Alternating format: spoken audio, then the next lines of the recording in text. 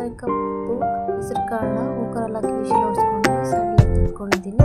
2 ಈರುಳ್ಳಿ, 1 ಟೊಮೆಟೊ ತೊಗೊಂಡು ಸೈಡಲ್ಲಿ ಎತ್ತಿಟ್ಕೊಂಡಿದ್ದೀನಿ. ಆನಂತರ ಕಡಾಯಿ ಇಟ್ಟು ಎಣ್ಣೆ ಹಾಕಿ ಸಾಸಿವೆ, ಜೀರಿಗೆ ಎಲ್ಲ ಕರಿಬೇವು ಹಾಕಿ ಚಿಟಪಟ ನಂತರ ಕಟ್ ಮಾಡಿ ಇಟ್ಕೊಂಡಿರೋ ಈರುಳ್ಳಿ ತಗೊಂಡು ಎಣ್ಣೆ ಹಾಕಿ ಫ್ರೈ ಮಾಡ್ತಾ ಇದ್ದೀನಿ. ಶೇಡ್ ಆಗುತ್ತೆ, ಚೆನ್ನಾಗಿ ಮಿಕ್ಸ್ ಮಾಡಬೇಕು.